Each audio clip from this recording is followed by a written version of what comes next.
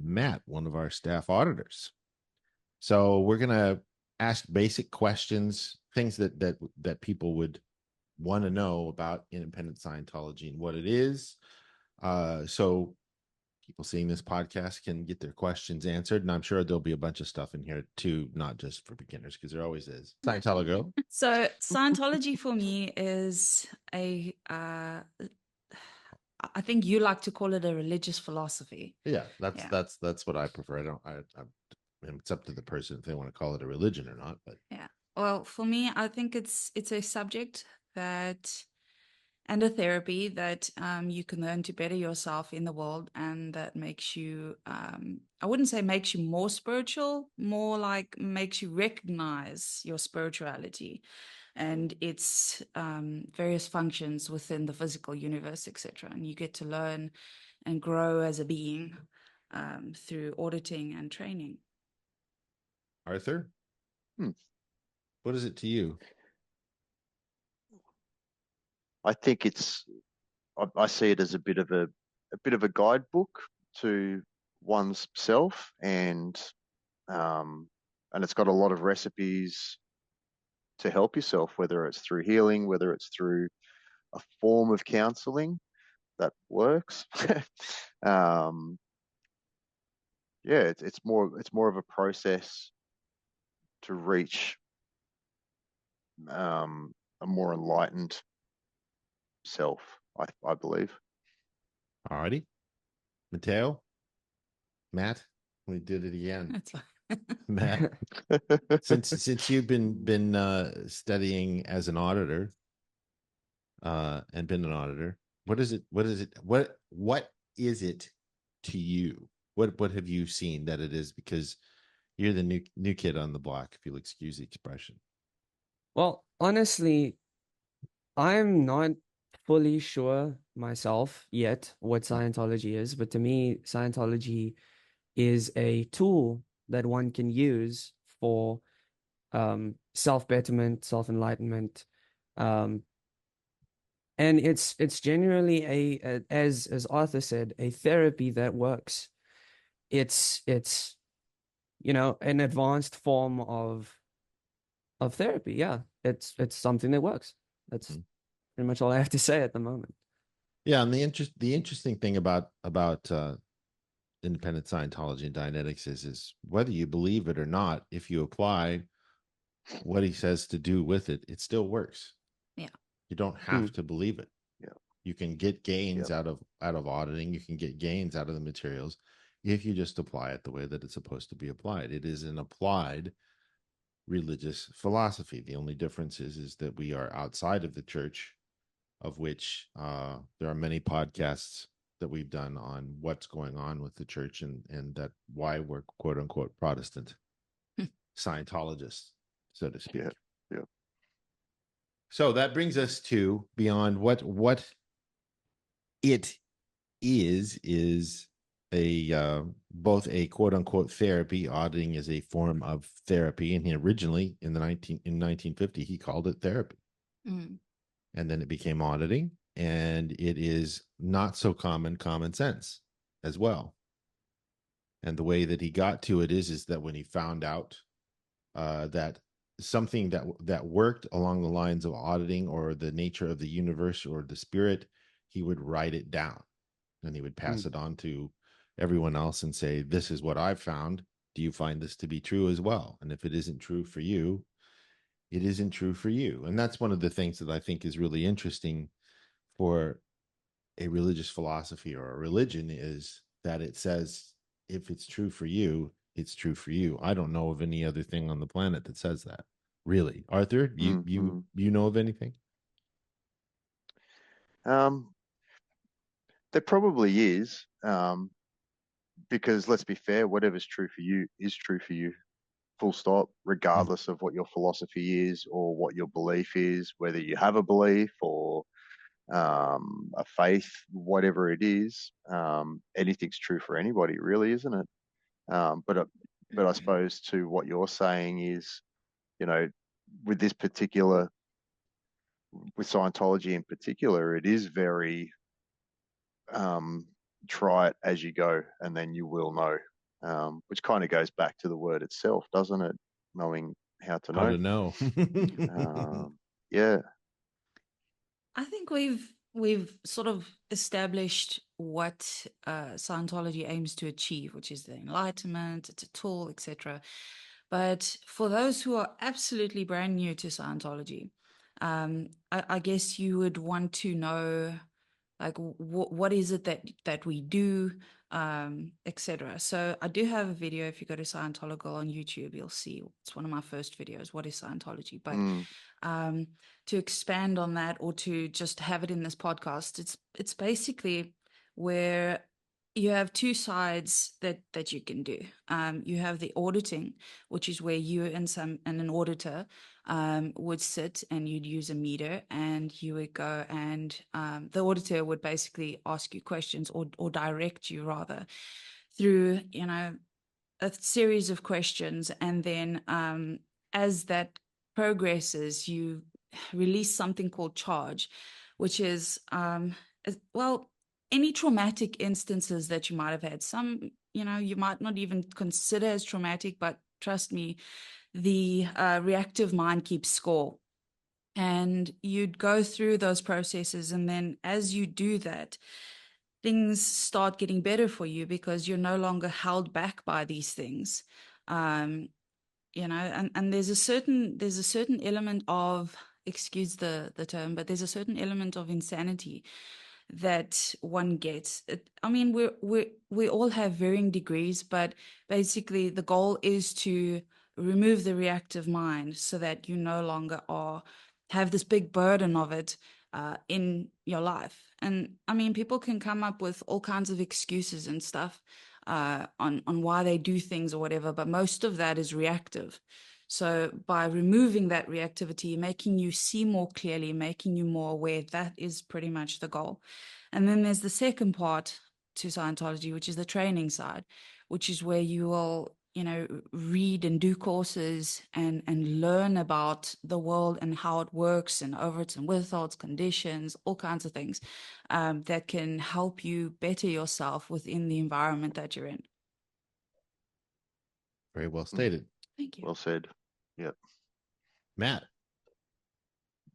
Next question. Yeah. I think for everybody who wants a little bit more of an in-depth explanation to why Scientology came to be, my question for you is, how and why did Scientology come into existence? That's a really good Oh, question. there's a question. How did it come into existence? Well, Scientology, the word with an IE on the end, actually existed from a book out of Germany in the 30s, as far as the term, and was presented to LRH, or Mr. Hubbard. And this came about, for the backstory, is once Ron had written Dianetics, and he was looking for a solution to his own problems when he was in a military hospital. He came up with this idea and found that it was working for him. He tried it on some other patients, and then he started to write a thesis for it, which is the book, The Original Thesis, Dianetics, The Original Thesis, and sent this to publishers, and the publishers said, yeah, go ahead and write it. So he wrote it and published it, and it exploded onto the book scene in May and early June of 1950. And so he started his first organization, in all places, right down the road from where I grew up, Wichita, Kansas. And in the process of that, getting things going, he lost the right to Dianetics, copyright to Dianetics, to the board of directors, and a particular individual, actually, and the board, for about a year and a half, 2 years. So he said, well, all right, I know more about this. We've done Dianetics auditing on people and everything. We know that there are spiritual beings, that we are. I'm going to create a new subject to the side that deals with the spiritual side. And that was suggested to him by his new wife, Mary Sue. And she said Scientology. And so Scientology, the word, was born with a Y instead of an IE at the end of it. And he wrote Science of Survival, which is the manual to the chart of human ability and the tone scale. And that's where Scientology started. And he never looked back.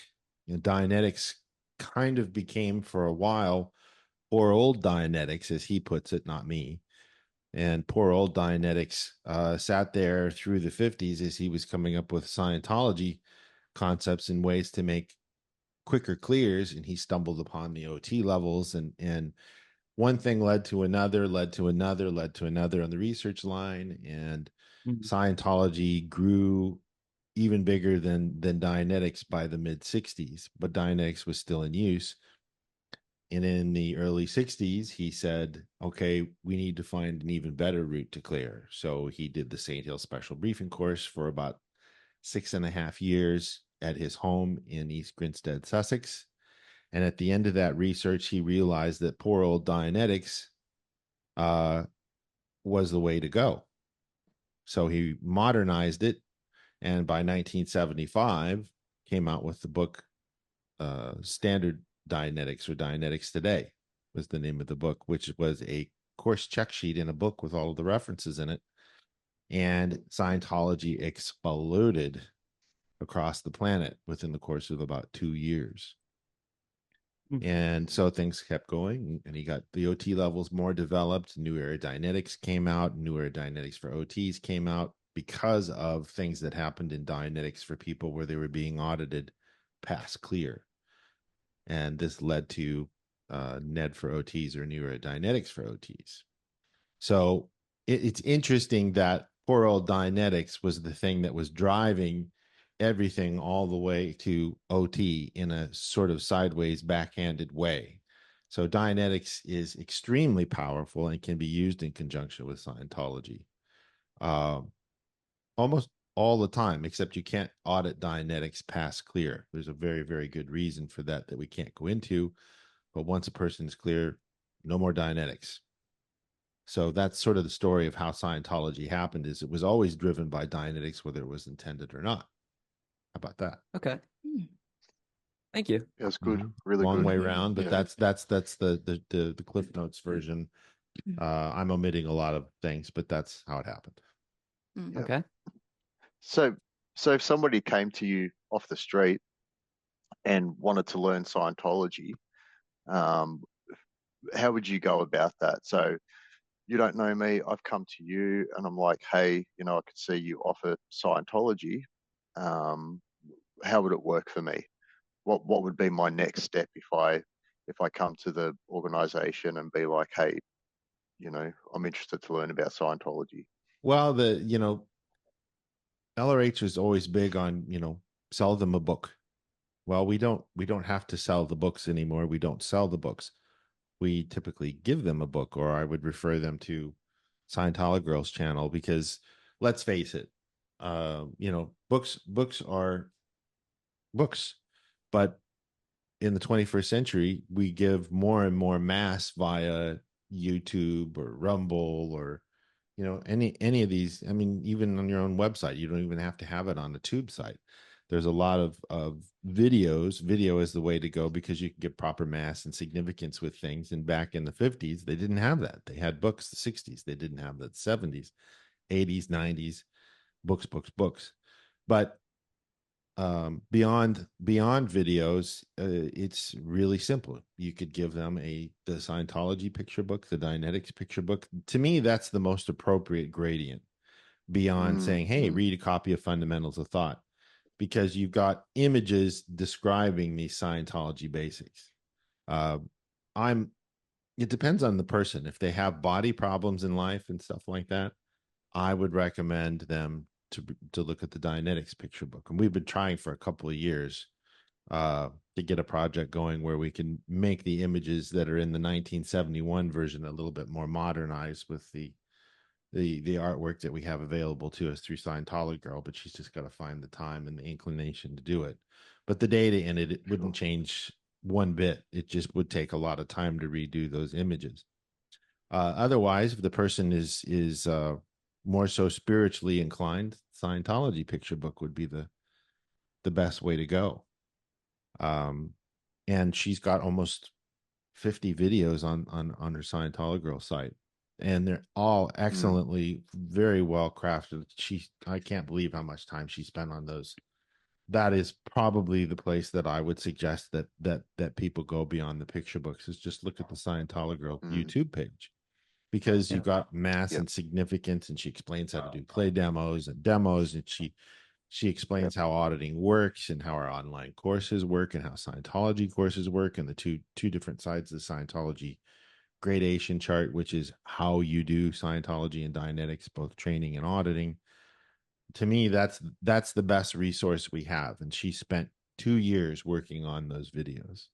So one of those two things would be my best suggestion modern day. And if I could get her to do more videos and she had time, I would love her to, it's but funny it you is say a that. labor of love.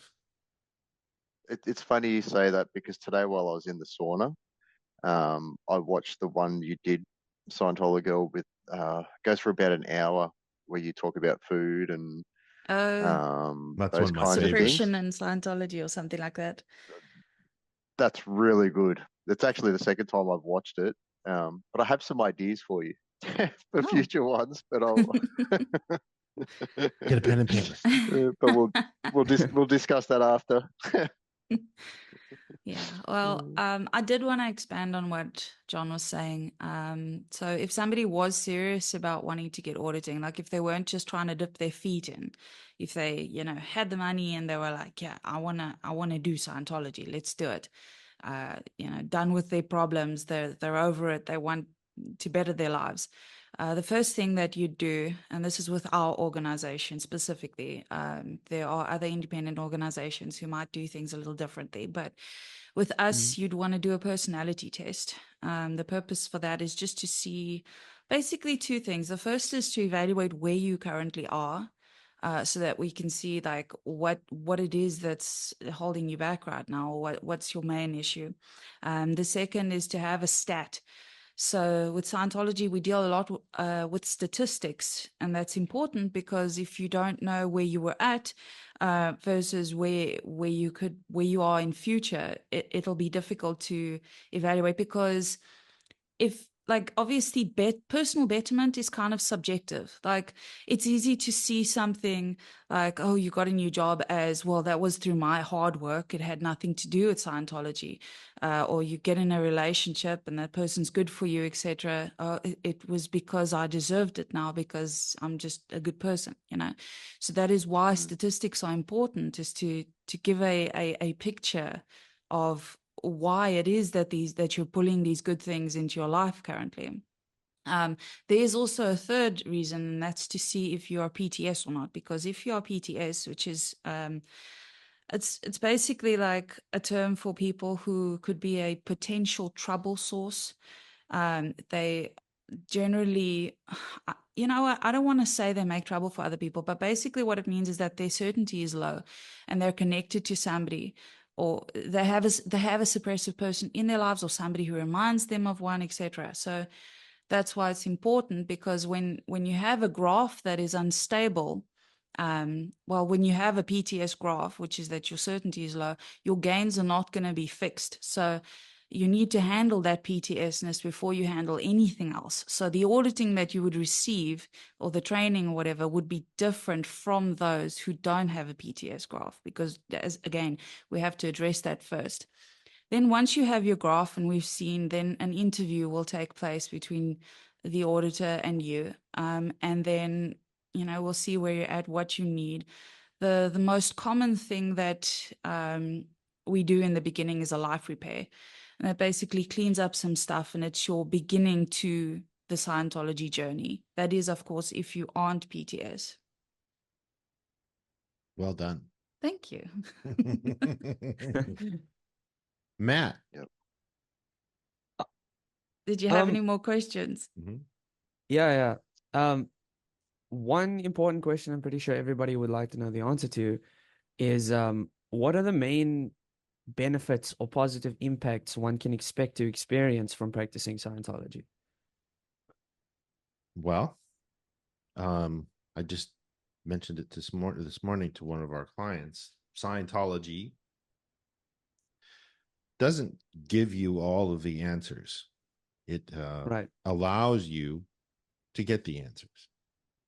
And what it's there for is to allow you to see the answers for yourself. That's the big difference between other quote unquote therapies and Dianetics and Scientology, is that if you were to go to a psychologist, they would evaluate and they would, in some cases, invalidate along with other things for you. In Mhm. Scientology, LRH's Hubbard's Scientology, independent Scientology, you are not evaluated for. And that comes down to even personal ethics. Ethics is a personal thing. So it is one of those things where you are presented with information and you can see that it works if you apply it, and then you can go from there. So it gives you, for lack of a better term, it gives you the keys to your life and your universe, not back to you, but it gives it to you, because most people don't know their true potential. Most people don't know their position or place in the physical universe or even in a spiritual universe. Billions of people are walking around this planet right now thinking that they live once and they are a meat body. That is Okay. something that you find out in Scientology, that you are not. And uh and this happens even to some Scientologists. I don't understand why, but they don't have any training. Is people refer to themselves in gender or race. Mm. There is no Right. gender. There is no race. That is saying I am a red Corvette. I am a red Corvette. You are a yellow Ford. I am better than you, yellow Ford. And this is something that has no place, along with politics, has no place in Scientology. Scientology Mm. gives you a completely different viewpoint upon which to operate than you have ever experienced before, if you understand just the basics. It is so wide and so deep. I still learn stuff every day that I didn't know. When I say that, I'm expanding upon things that I learned when I was 19 years old, when I first got trained as an auditor. That is, to me, is an incredible thing. I would think you would say the same thing, wouldn't you, Lisa? Yes, absolutely. And I do want to, it's like, I do want to add that for me, my biggest thing that I have found that has been like really helpful is being able to understand my own reactive mind, but also others.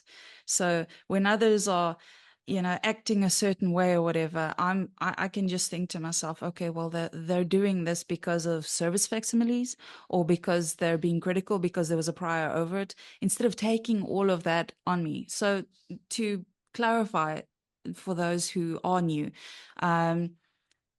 man, I would have to go into the whole overt motivator sequence in order to do this. But The long and the short of it is service facsimiles and overt harmful acts that you've done to others that cause harmful acts to happen to you, and then you use those harmful acts as a reason for why you are incapacitated and can't do something, and you use it to make other people wrong in a look what has happened to me, I am a victim. right. So to abbreviate it, it's a victim mentality that one uses to try and survive with, and they think that it's right. Yeah.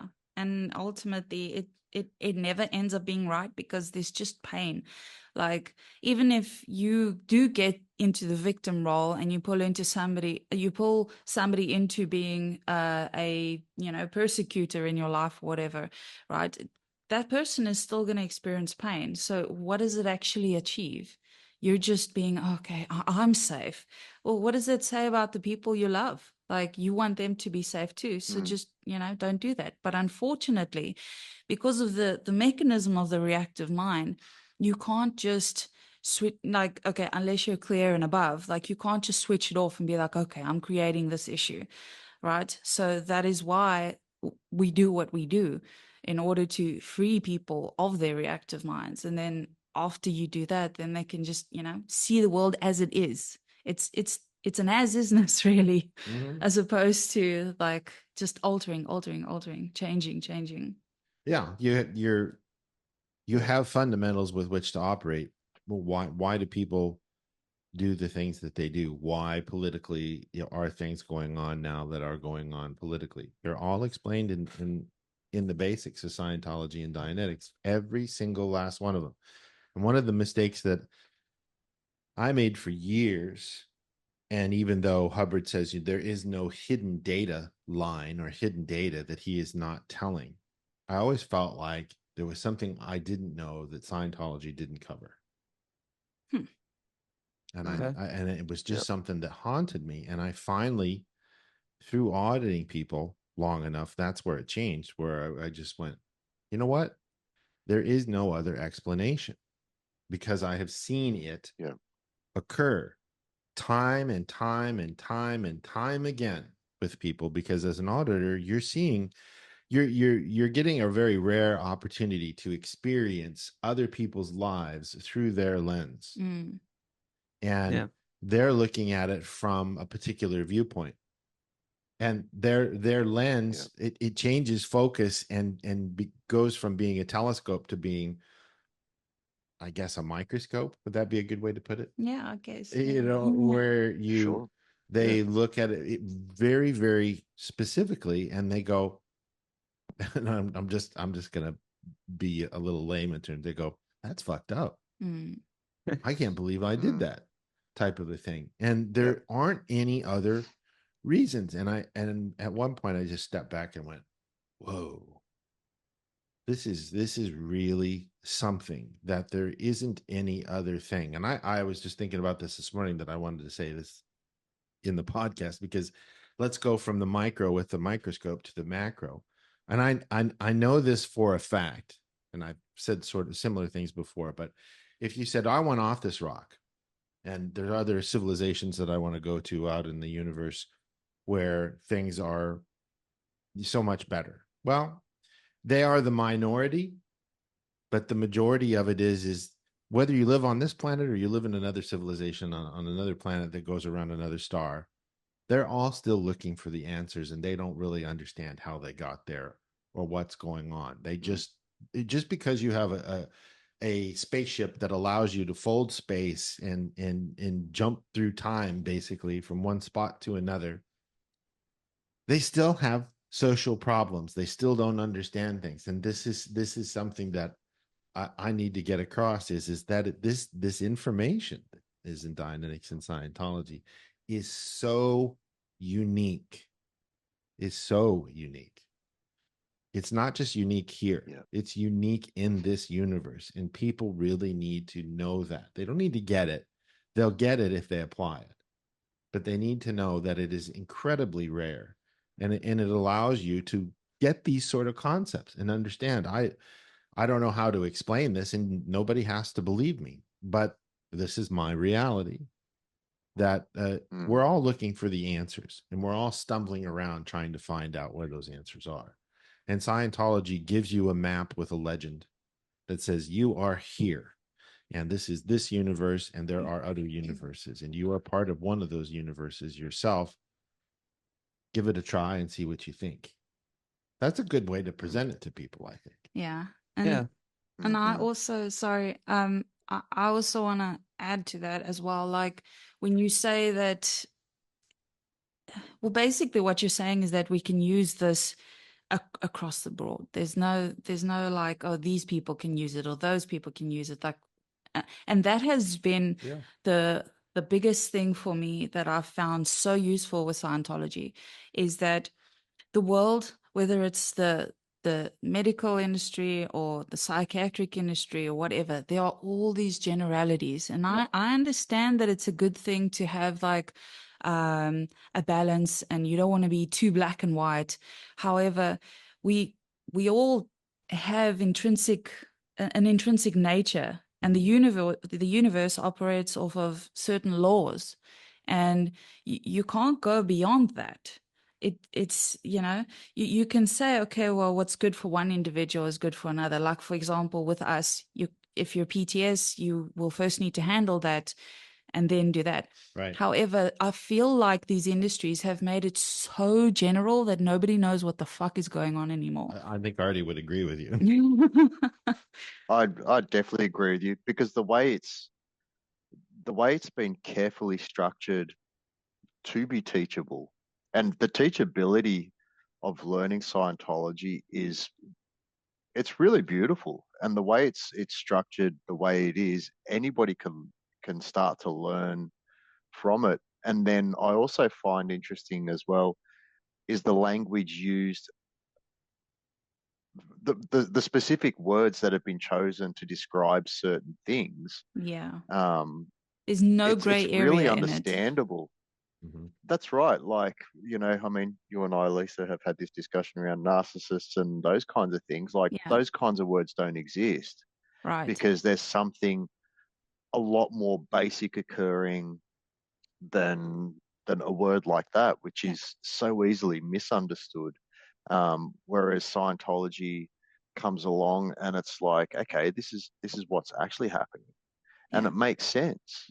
Yeah. And And then it makes sense, and it's, if I was to say to you, oh, look at that person over there, they're being so rude and this and that, and then you turn to me and be like, well, they're just out of balance. They're not a narcissist. They're not yeah, an evil human. There's a exactly. reason they're behaving like that, Yeah, and that's they're what I Yeah. just was out of talking about. balance. I mean, Really anybody on this simple. planet can have suppressive personalities, sorry, suppressive traits when they are being reactive. You know, I mean, Yes. I've been pretty toxic before when I've gotten there, you know, like, but that Yeah. doesn't mean that you can say that that person is a narcissist, that person is an SP just out of one interaction. The whole thing is really patterns. Yeah, and that's you know an example of how applicable it is. Now, Matt, I'm gonna take something you said to me. I think it was yesterday, since Okay. you're newer to this. All right. I introduced you because it's part of auditing, which is the concept of reach and withdraw. Yeah. Yeah. What can you tell me your experience has been with something as basic as the concept of reach and withdraw and what you've seen happen? Can you describe it Okay. to the listeners and how you've seen it's helped you? Okay. Well, the whole concept of reach and withdraw is reach obviously means, you reach out to something or someone, you know, it can be as basic as having a conversation with someone saying hello, that's reaching. And withdrawing is simply sitting back, letting things take its course, waiting for a reply can be an example of just withdrawing.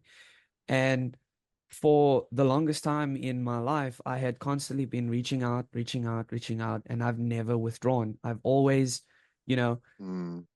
taken the first step all the time. Until recently, I suffered well, not suffered, but I experienced something in my personal life, which I won't get into, that has caused me to realize that I can't keep just reaching, You have to at some point find a balance between the whole reach and withdraw um thing. And withdrawing honestly has been the best decision that I've ever made because, I'll give you an example. I was just speaking to someone recently where I kept reaching out to them and I had never received you know, anything back. Okay. And then I took the time, I stepped away, and now recently, just yesterday, they originated communication with me for the first time in months. And that can Mm. happen with a whole bunch of different things, not just communication. Mm. Mm. And also, you know, I think with Scientology, sometimes you can view it in a sort of, well, it all depends on viewpoint. So a toxic person would see the reach and withdraw thing as manipulative. Like you Mm, are trying Mm. to withdraw on Like purpose, a and you're like, narcissist. exactly. You're like, I'm yeah. going to play this mind game with them, and let them come and then I'll, because I think I can't remember what word it is in psychology, but there's a word for it as well, where you kind of play this game of like cat and mouse kind of a thing. What reach and withdraw really is as perfectly put as Matteo did, where he said, just let things happen. So it's not you're not pulling, you're also not pushing, you're just allowing whatever to happen. And that is the best way to do it, really, is to just allow things to happen naturally. There's no resistance to either side. And that's really the most important part of the reach and withdraw thing, I think. And I agree. it's important to mention that these concepts are delineated. Reach and withdraw is how auditing works. You ask a question, they give you an answer. You ask a question, they give you an answer. Literally, auditing is comprised of reach and withdraw, but other things are delineated as well, such as have, can't have, must have. This is a concept. Okay, that is described by him in a lecture, where the more you reach for something, or you can't have it, the more you reach for something. Yeah. And so, I must, I've gotta.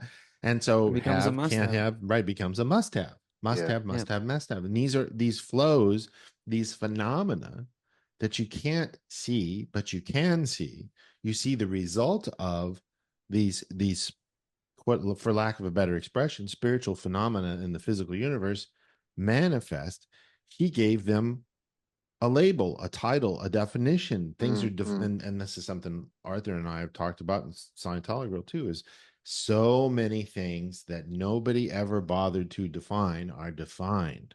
Now, I have a question about the can't have, must have thing, because sometimes I've seen it be sort of in reverse. I don't know if he speaks about this because I haven't actually seen the thing, but where it's a must have, can't have. So, for example, when you're trying to reach for something, it seems like the more desperate you get for it, the more evasive it becomes.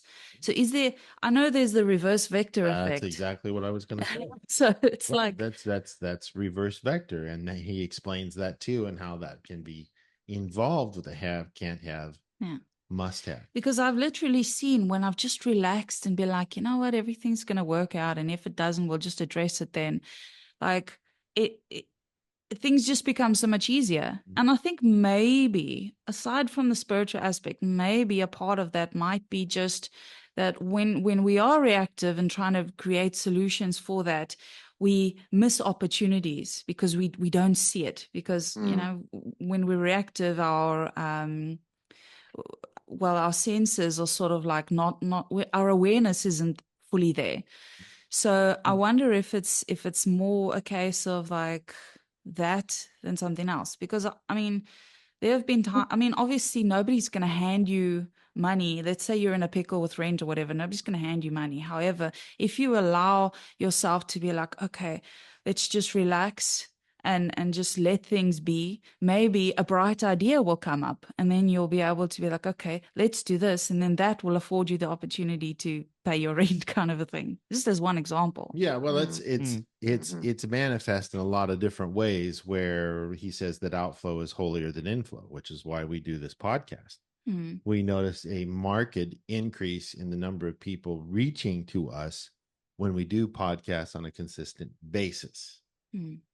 When we don't do podcasts, we see a marked drop in people reaching out to us. And it isn't because of the podcast, but it is. Now, this phenomena is something that he describes as well. And he talks about how, well, he gets it across that when you're outflowing, because we're getting back to interested and interesting. And I want to point out that these are all concepts you don't run into in almost any other philosophy.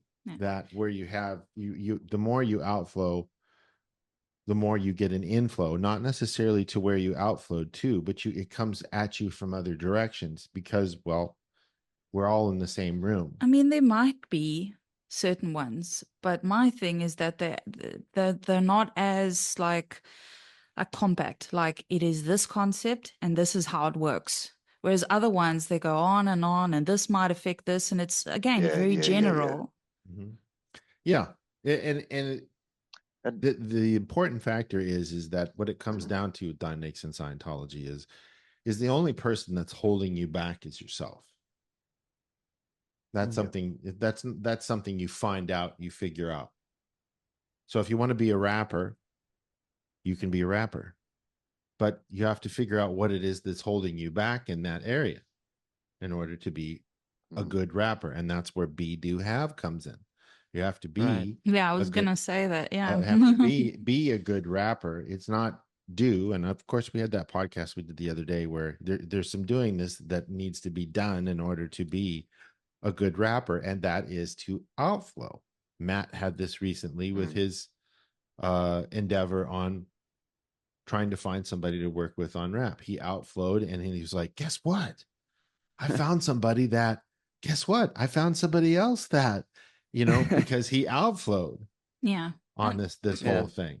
And since he's been doing auditor training and everything, things have started to take off for him in the area that he is a creative in. And that's something that dynamics in Scientology helps a lot. And you have a lot of experience with this as well, as far as being a creative. Yeah. And that's one of the neat things, is Hubbard, being an artist himself, very, very much understood the plight of a creative being. And every being is creative in some way. But the problem is they're creating things counter to what they want to create because they think they have to. Yeah, there's this compulsion that pulls them in directions. So the more compulsion you have in life, basically, is the more screwed things are. Like, I've seen people, say, oh, they've done everything right with their business and things are still not right, and it's the market and this and that and that. And the more I tell them, listen, just let it go. Just let things be. Just be the person who, needs to do the things rather than compulsively doing the things, if that makes sense, right? And it becomes very difficult for people because I think we've almost been conditioned into believing things like, oh, you've got to do so much. I mean, sorry, but Grant Cardone, right? I read a little bit of his book, the 10X Rule. And he's just saying constantly, like, do. You got to do more. You got to do more calls. Instead of embodying the beingness, he's missing that aspect. And I think that should be promoted more, or rather talked about more. Is if you're just being somebody, if you're just being an artist, you're naturally going to do the thing because that's what you want to be. So focus less on the doing, focus on the being. Yeah, and then everything follows. Can I add to that? Sure. Yeah.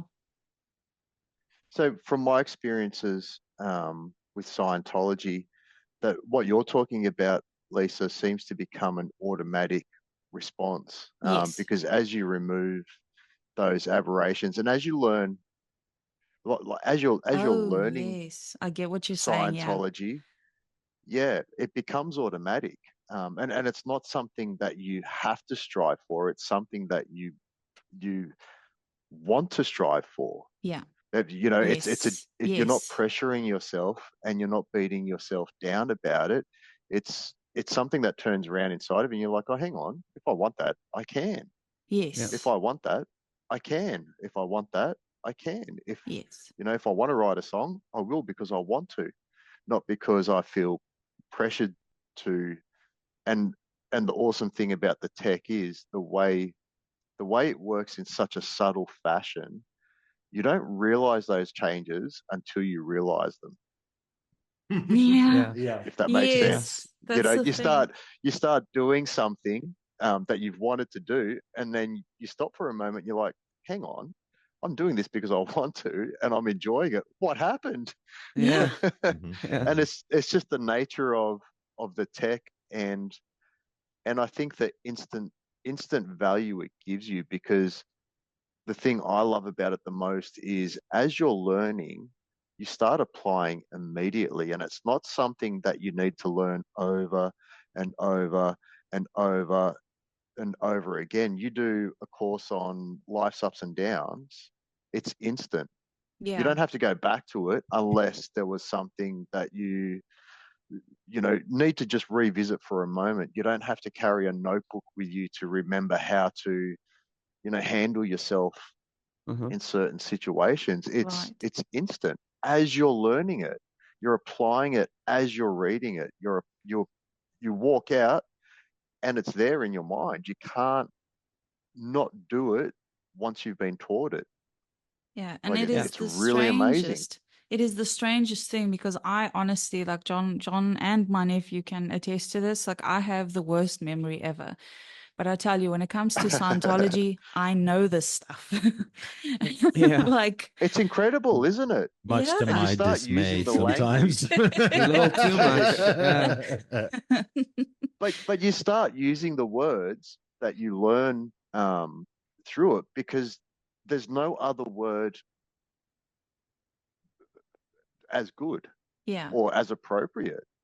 And it's interesting the words you give away as you're learning Scientology as well. And it's interesting how much language, well, how much you actually learn about language to start with, and the way you speak changes, the way you think changes, the peace that comes inside of you changes. yes, Your patience for people around you changes. Your understanding for things changes. And it's not a hypnotic change, and it's not a forced change. It's such a natural change. It makes you so comfortable in such a way. Going back to what you were saying, you want to do it. You yeah. you you remove the fears without knowing you removed the fears. And we can actually apply, like you're saying about words, we can apply another word to this which fits perfectly, and this is a demonstration of how we think and how we can organize things so that they're less confusing, is the CDEI scale. So that is curious, enforced, inhibited, no, or refused, right? It's a scale of what would you say, behaviors, attitudes. Yeah, it's really, and I've never said it to you this way, but it's really a scale of from now I'm supposed to that I am. Exactly. Because when you're Mm, curious about something, right? Because when you embody a beingness, you're curious about, what can I do to make my business successful? How can I be a better husband? How can I, you're curious about betterment, because we are curious beings naturally, but it's only when the reactive mind kicks up that we drop out of that. So then we go into like the next one is, what is it? Curious, desired. The next one is desired. Now you must have something. Now you want something. mm, So instead of, just being, now you've got to, you need this thing in order to mm, progress. And then after that stage, you go into enforced, and then it's like, now you really must. Now it's like, okay, listen, I need to fire 6 people because these people are fucking up and they're destroying my business, and that kind of thing, and you just go all crazy. And then you go down to mm, inhibited, which is like, like, what's the fucking use anymore? Like, I might as well just go into bankruptcy kind of thing. Like, and it goes lower and lower and lower. So the best thing you could do is just to be up there. Now, I do understand, and I do remember that when we were talking about this, we said there was higher levels than curiosity, Yeah, understand knowingness, and know. understand, Uh-huh. etc. So that would be ultimate beingness. Yeah. Now, But curiosity is a great start. yeah, curiosity is a great start. Now, for our listeners, and to show the applicability, for example, of a Scientology concept as simple as the CDEI scale, can you give us an example playing Diablo 4 and what's happened to you in playing Diablo 4 when we are in the blood tide hour on Diablo 4 and we're in there fighting monsters? And okay, and the reason why I'm saying this is because I got it. it is in a paradigm of a game, which is a being in Scientology. Hubbard says a Thetan has to have a game, a spirit has to have a game, and we're playing this game. Tell me what happens to you when the game makes you wrong, and what happens on the CDEI scale. Okay, It should be fun. there's this part in Diablo 4 where it's called the Hell Tide, right? And pretty much it's just like you go in and there's like a whole bunch of monsters and they keep coming, and there's like a lot of pressure and stuff, and it's like it's like really maximum difficulty kind of a thing, right? Now, when we first started, we went in, I was like, oh, this is so much fun. Like, what is that? What's these boxes?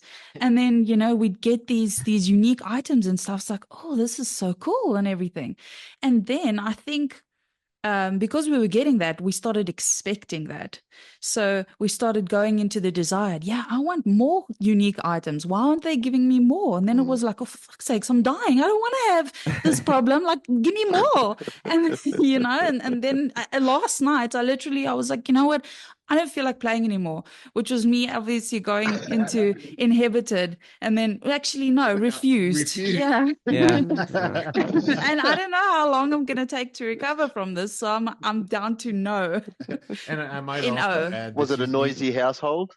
Yeah. With things thrown around? Yeah, I'd say yeah. there were a Still in couple one fuck piece. sakes that have been said, and oh, for fuck's sakes, man, because when your character dies from all the monsters beating up on you, you're gaining these cinders, which is a form of credit that allows you to open a chest after Yeah. so many credits of cinders, and then when you die, you lose a large lose it. balance of your cinders, and you have to start all over again. And she told me, we've been playing Helltide for over a week since we completed the main game quest. And she said to me last night, she said, just very matter of factly, you like Helltide more than I do. And I was like, I just slowly looked over and went, what? And I was like, oh yeah, CDEI. That's what it is. and when she's winning, when I'm winning, we're like, That's okay, great. this is great. We're going to stay up till 11 or 12 o'clock. It's a Friday, is a Saturday or whatever, and it's fine. But if we're losing, it was like last night we were kind of losing, and the developer is changing the balance of the game. They're trying to get things right. It's obvious. Sometimes one night it's better than another type of a thing. And last night, I think we stopped at 8:30. Yeah. Because it wasn't a game as much of a game. It wasn't fun, and it wasn't desired. It Became was a chore. It became a Yes. chore. And so that's one of the things, to bring it back to center, is in Scientology, is life is a game. And to the degree that you're winning in life is to the degree that it's desired, and you get to understand and you get to know.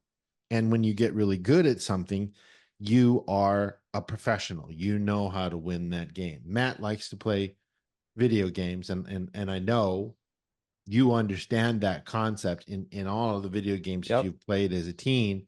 You can go in and you can play a game, and you can go yes or no in a few minutes as to whether they understand what a game should be like. Now let's take that and put it in a bigger scale. Scientology does the same thing. You can get involved in something and go, yeah, this is a game I want to play. There's freedoms, there's boundaries, there are purposes. This is what Hubbard says a game is. And when you really enjoy it, that's where enjoy comes from. It is a joy, like Arthur was saying. Yeah, I can't tell you how many times I've been dealing with a real life situation, and it has felt like, I think any normal person out there would be like, oh, things are just so fucked, and I don't know how I'm gonna fix it, like, and then there's that stress and that reactivity. But simply knowing about these concepts, like I would be like, okay, I need to remember that this is a game. These are my freedoms. These are the boundaries, and this is my purpose. And once you put it into that scope of things, it becomes so much easier to tolerate and deal with. And that's when you take that reactivity down. Yeah. But obviously you have to be at a certain level of awareness, clear, etc., to be able to do that. Or even if you don't have to be clear. I mean, even if you know the concept, I mean, before I was clear, I used to do this as well. Not as effectively, like where I can just decide, okay, I'm not going to be in a bad mood because this is going to be, but it was still there. And, since that kind of thing is possible, it's just made life so much easier. And there have been opportunities that they've just come out of nowhere because of it. So yeah, it's definitely important, because once you know these concepts, you can no longer be at the effect of them, really. Right. And that's another thing that Hubbard gets across, both just in reading the books, listening to the lectures, is the more serious you are, the more solid you are. Yeah. You know, there's to be serious about something and be solid is no fun. And that's what life is like for most people before they get into Dianetics and Scientology. And then once you start taking the serious away and you look at things as a game and you go, oh, okay. Because I mean, what fun is a game that all you do is win?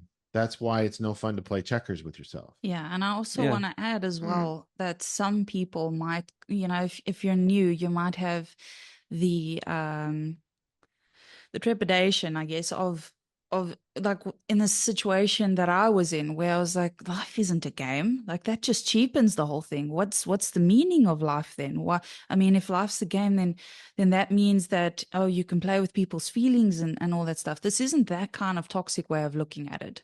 Right. Scientology, you're not trying to look at the negatives. You can use the negatives if you want to, but then you're just a piece of shit, right?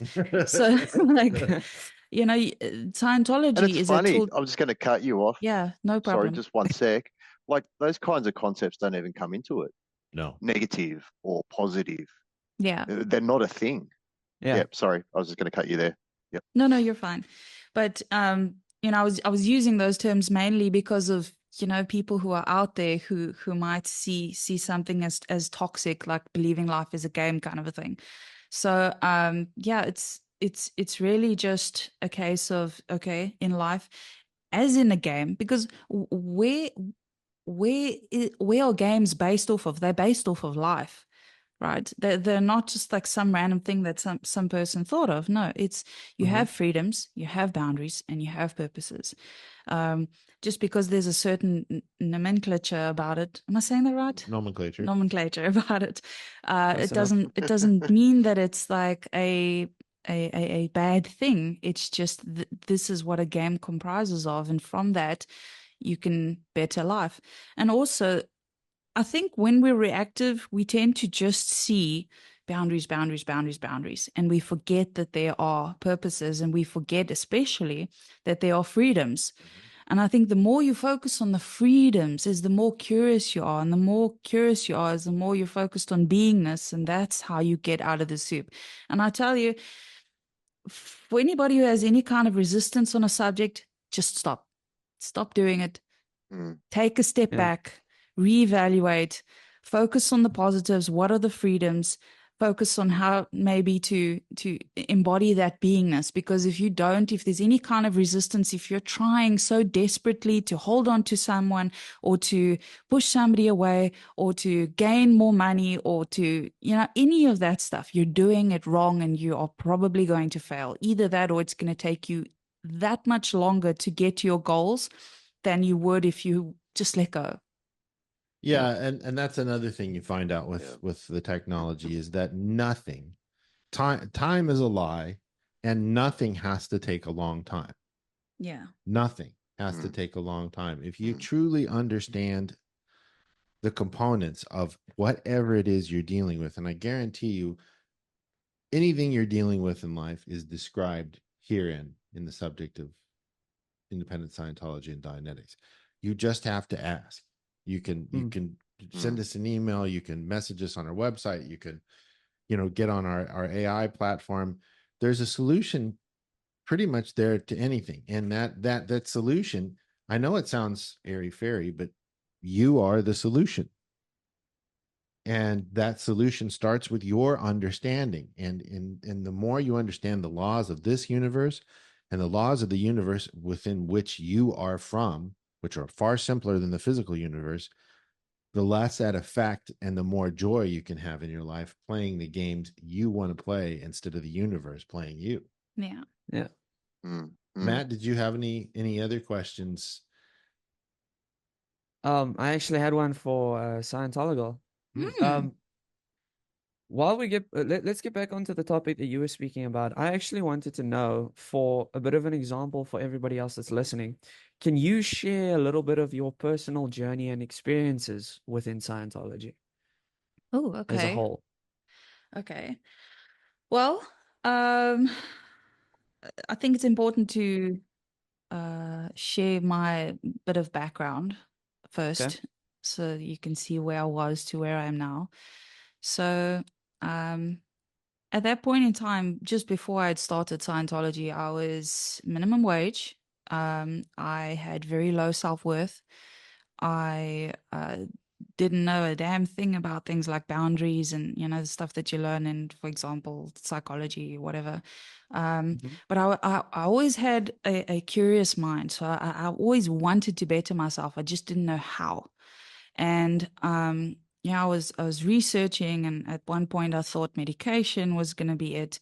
At one point I thought, like obviously psychiatric therapy would help, and then I went into Buddhism, and I tried a bunch of different things, but the one thing that really was like an explosion that went off in my head. It was realizing that I am responsible for every single little outcome. It doesn't matter if I have been a victim in my past. It doesn't matter if things were traumatic. It didn't matter if other people were to blame. At the end of the day, I needed to take ownership and responsibility for every single little thing that happened in my life, that was going to happen, and that is happening in the present moment. And Mhm. once that happened, I tell you, I just started booming. And this was prior to, I think this was prior to me being on grade 4 with service facsimiles. And it was prior to, I think I wasn't even, was I on grade 2 yet? No. Overits and withholds and stuff. No. So, uh, I had just really just completely flourished because I was willing to take that, and I guess that is sort of an embodiment of beingness, because if you're refusing to take accountability, you are resisting that side of you that might have contributed to all those things that happened, right? And that will happen. So I think that's where everything started. So I am now what I would consider a successful artist. Obviously, success is relative.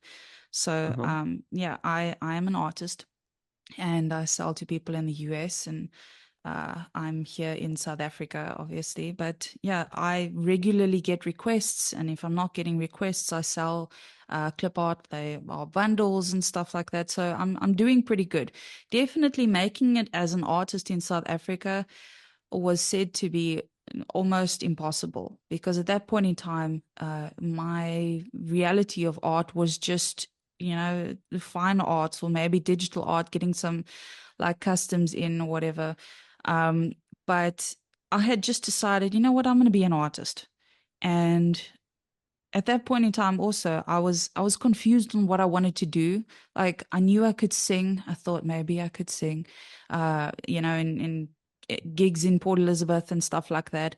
I was Mhm. also good at writing, so I thought maybe I could write a book and do something that way. And you know what, ultimately I was just like, I've had the skill, let me just do that.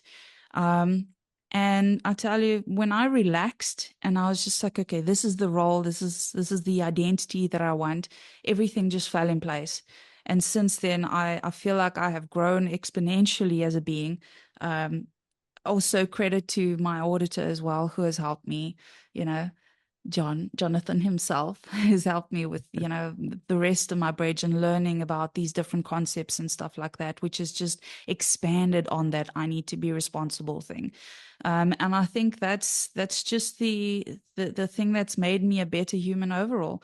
Not just that, but um, the reactivity has been a lot less. So there have been things in my life where I could have really just caved under and just been like, fuck this, I can't deal with it anymore. And there have been times where, yes, I've still been like that, but they have been a lot less frequent. And I could tell you now, there are some situations right now in my life that I think anybody else would consider extremely difficult. But because I don't allow myself to get to that point, and I know that if I just embody beingness, everything will fall in place. That's how I think I keep afloat, and how I keep sane, and also how I keep happy. So yeah, I don't know if that answers the question, but It that's what does. I It got. does. It's a good answer. Thank you. Thank you. I think it's Yeah. very important to note that I don't, at least from what I've discovered so far, is that nothing is impossible when it comes to Scientology. It Yeah. helps you, in many aspects of life. And I mean, it's helped me already. And I've only been studying it for almost a year now. I mean, it's Mm. only been Mm. give or take a year, and I've already come a long way as opposed to where I was in December last year. Yeah, like I'll be Um, honest, like so for the listeners, I don't know if you caught on, but he's my nephew.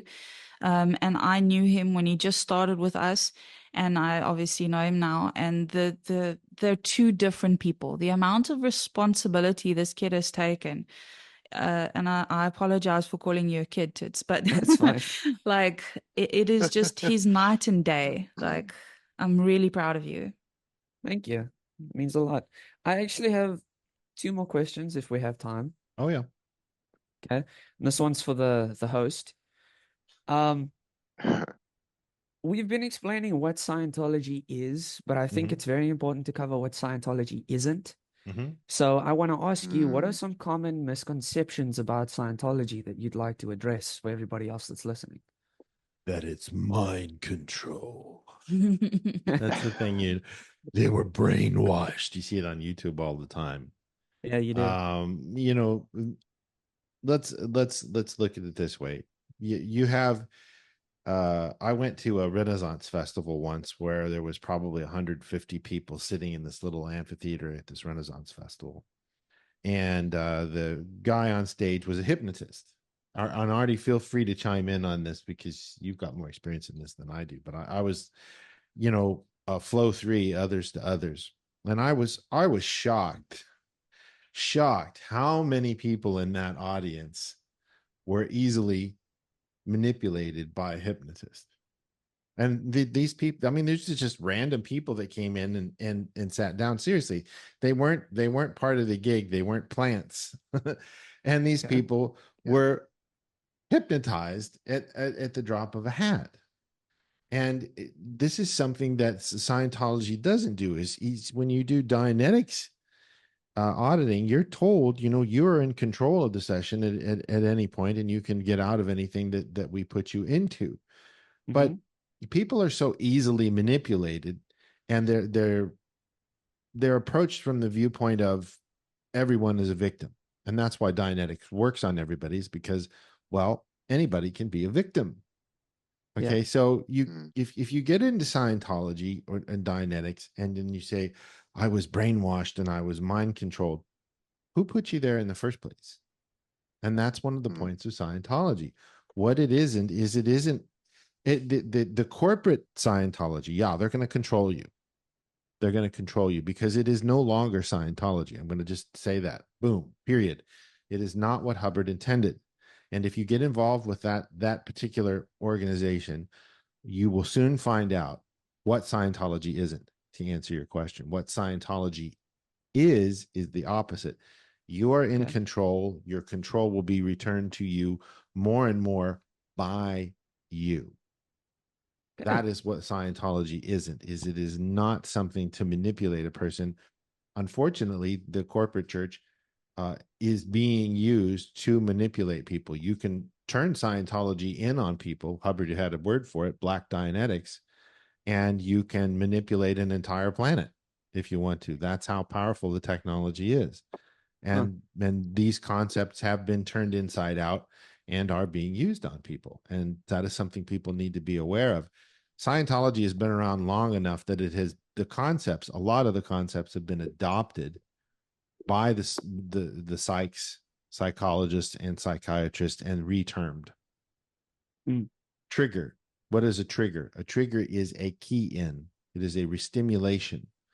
And it's not that Hubbard cornered the market on these things. It is just that he was the first person to give something a definition that before that had no definition. And then other people saw it and said, well, I'm gonna change it to trigger. Okay, that's fine. Still the same thing. Mm-hmm.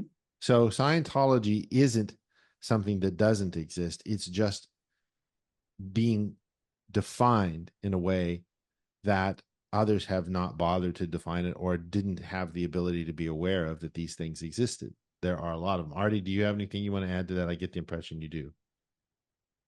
Well, I'm going to kind of use the hypnosis from what you were saying. Mm-hmm. Like there's a side to hypnosis that most people can learn off the bat, but then there's also a side to hypnosis that really doesn't get spoken about, really get taught about at all. And to answer and to your astoundment of how many people were able to be hypnotized is because of that. Because there's a lot not discussed around those kinds of concepts because hypnotism is a big subject more than just, quitting smoking or being hypnotized to become thinner or something like that to give up alcohol. There's a side to hypnotism that has a very strong manipulative control aspect about it that doesn't get spoken about. And I think for me, learning about hypnosis, I see it everywhere. A color can be hypnotizing, and the way that color is used can be hypnotizing. But then if we go to, say, Scientology and the work that's presented there is no secret.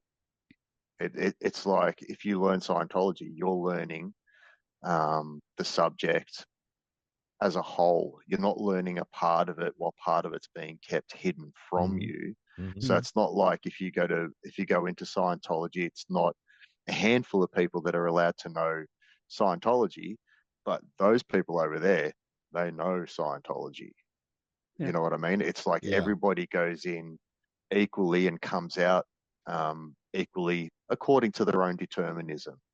Mm-hmm. Some We all people know will the reach a same state thing. where, yeah, that's right. We can all discuss something and be on the same page, Mm-hmm. and learn from each other as opposed to argue with each other, because the Yeah. tech helps you self-discover in such a way, and the amount of times even you and I, John, on a podcast, a word will come up, and then we'll look it up while we're doing the podcast, just to keep on the same page. Whereas there's so much outside of Scientology that doesn't offer that at all, including psychiatry. And I'm not dismissing those things because I'm not allowed to publicly. Mm-hmm. But there's so many things in there that are kept from us. The amount of studies that have been done, whereas as Dianetics moving into Scientology was developed, anything new was shared with everyone. Any new something was given to everybody to learn, to apply. Like it Mm-hmm. wasn't like, here's the tech, and then this is what we've discovered, but we're not going to share it with you. It's not like that. It's here it is, and this is what we've discovered. You need to make the change according with that. Well, I don't know. Maybe it's more honest. Maybe that's a good word to use. Yeah, and like It's Hubbard more says, honest.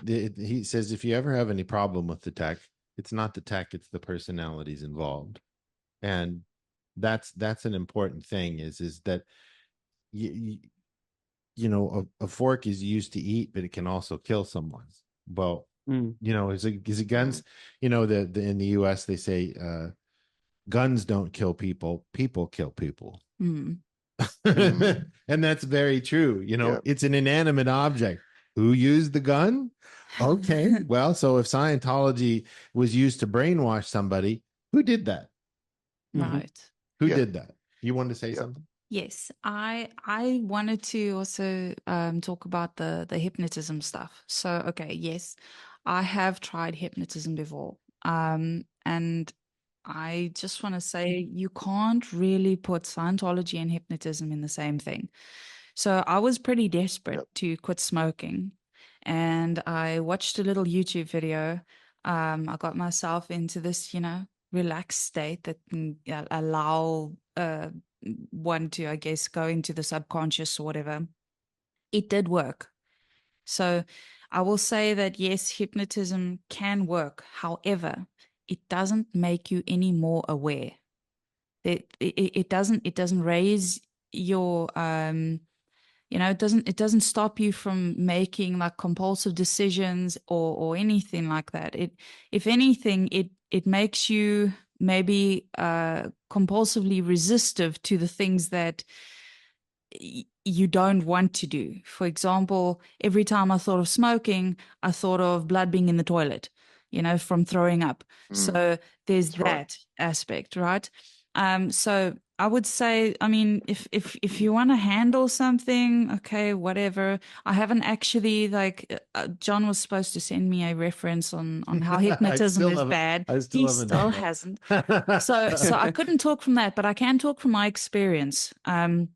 Which is that yes, it can work, but it doesn't give you any awareness. It doesn't make you able to solve problems. It doesn't stop the reactivity in its tracks or remove that reactivity. And I'm gonna down myself here a little bit, but I think that on the chart of human evaluation, basically it gives the impression that the lower you are on the tone, the easier it is to be hypnotized. Correct? Yeah, because you're less aware. You're less aware, That's what right? it comes down to. So if you're operating off of a lot of reactivity and stuff like that, you're then this. Man, I want to use the subconscious mind, but at the same time, I don't, because that's not something we deal with. We deal with the reactive mind. Well, that's right? what the reactive mind Right. is the subconscious mind. It is the thing pushing a person in a particular direction. And what you're doing with hypnotism is you're basically broadening and opening the channel to the reactive mind to put command phrases in there in order to achieve something, whatever that thing is to achieve. Right. So ultimately, it would be fair to say that hypnotism is a largely sort of unconscious effort, instead of with Scientology, it's a conscious effort. It's an awareness thing. You're trying to go up, not right be down into unawareness. Artie, you want to say something?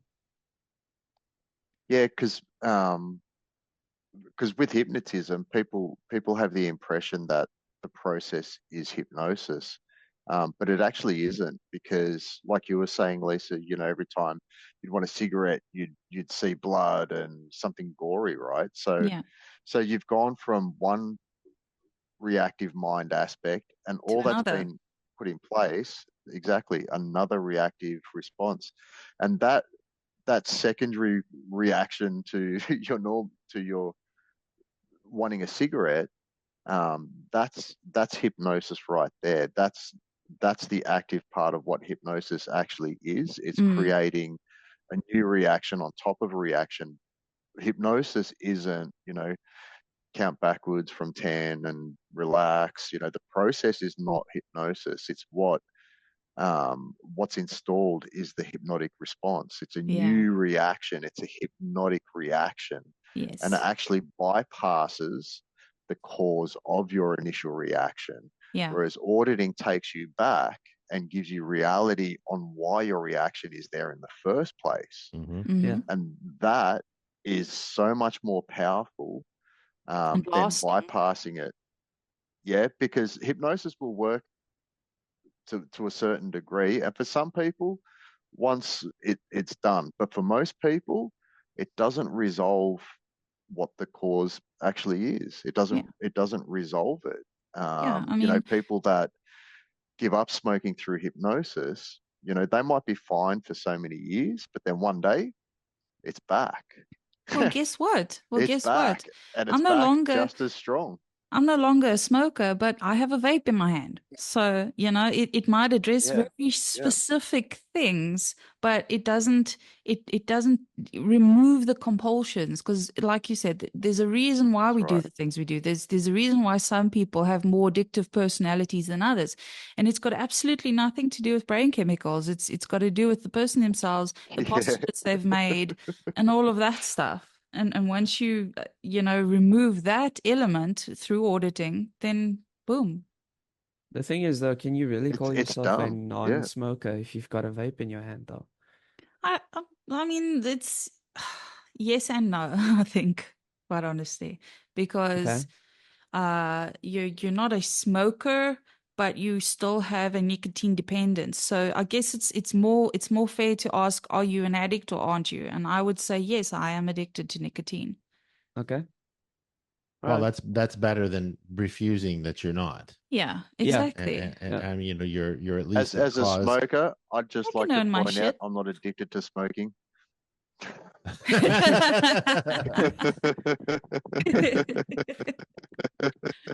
So, I was so actually waiting for a justifier there. No justifications. so what Scientology isn't is it isn't mind control. It you are it is empowering you and allowing you to be self-determined and ultimately pan-determined to see all sides. That's Yeah. what Scientology isn't. Is it's not something to control somebody's mind. If people have had that experience, it wasn't the subject, it was the people that they were involving themselves with within the corporate church or some group outside of the church who had motives other than what the subject itself has in mind. And Yeah, we don't do that. Yeah. and yeah, and we don't do that, but we have heard stories, but it's always the personalities involved. It's not the subject. The subject is intrinsically very, very, very good if you read it and you clear your words and you understand what its intents are. The guy didn't spend over 30 years of his life writing tens of thousands of pages for nothing. Mm. Right. Yep. And I also don't think, if you look at certain people on these forums that bash Scientology as a whole, the subject, etc., I don't think if you look into those people that if they just took the subject, right? If you take any subject, you're either going to say, yes, I agree with this, or no, I don't, right? But if you have people who's insisting and enforcing, or who you have overs against and all that, when it comes to the personalities involved, that is when these people go and they say, oh, it's destructive, it's this, it's that. Yeah, because they're misassigning the cause on the whole thing. Exactly. Plus, I think But also it's a lot of important. those. Go ahead. Arthur. Sorry. A lot of those videos as well are from people that have experienced the organization, not so Yes. much the tech. Right. And They don't know And how the to organization differentiate. has people, obviously. Yeah. and they blend that. Well, do they blend it? Well, they take their experiences as really bad, but it actually has nothing to do with the subject at all, at all, at all.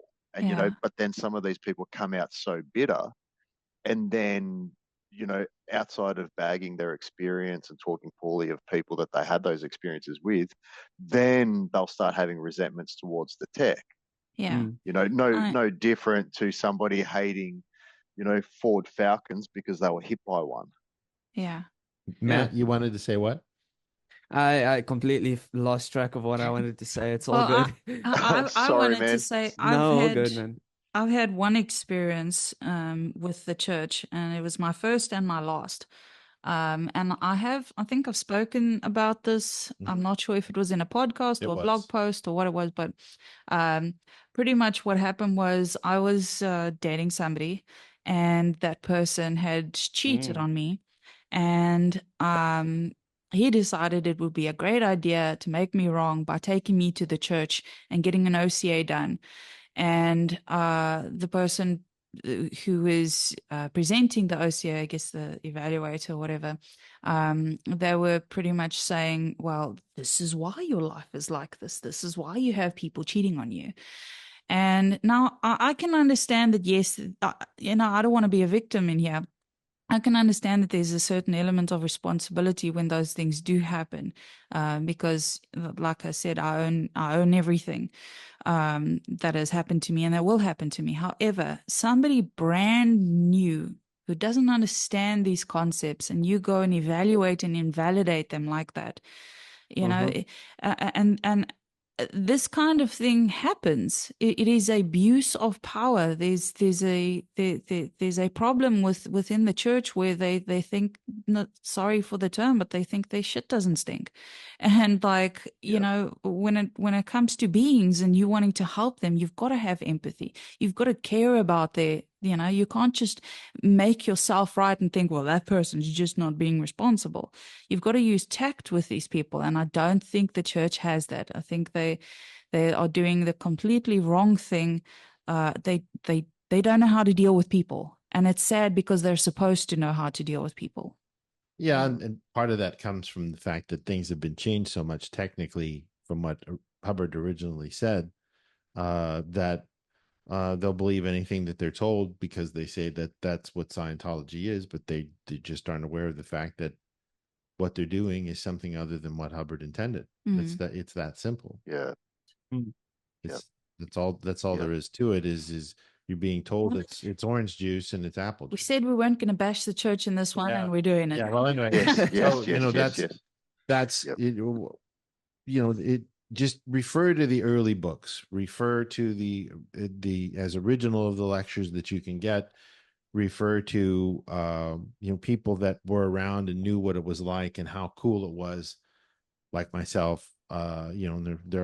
There's lots of people in my generation that experienced that firsthand, and that it was a really cool environment to be around people who treated you as a being, not as a body, and they were there to help, and that there was joy in everybody's life and everybody was winning.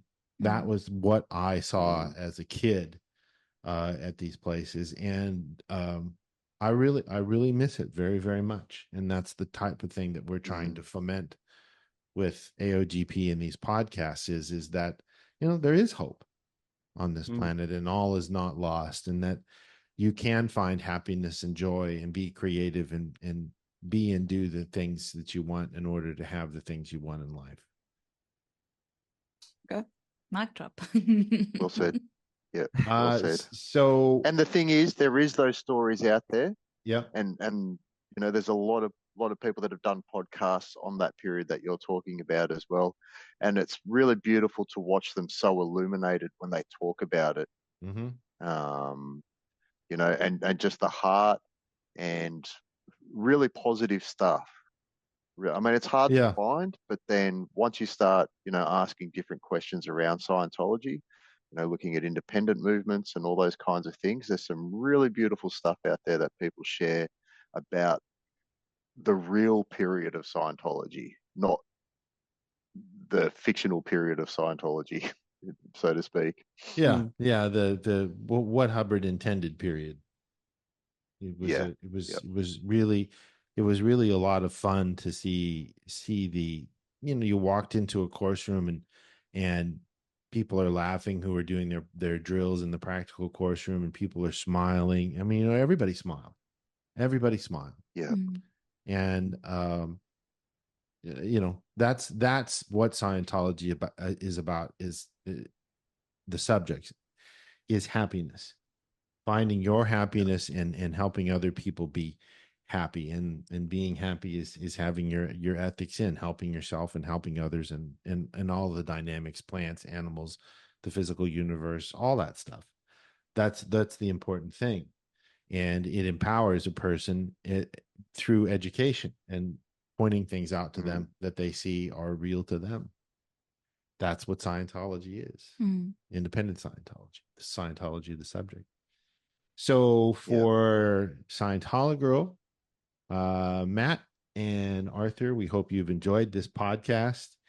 And if you have any questions, feel free to leave us a message on our website or on YouTube in the comment section, and we'll be happy to get back to you, give you references, books, lectures, all that stuff we have on our websites, SoundCloud, YouTube, you name it. Thank you for being here. Free, by the way. Free and free of charge. And in their original works, we'll give you any information that we can. And welcome to a wonderful adventure called Independent Scientology and Don X. Namaste, and we love you. Bye. Bye. Bye bye.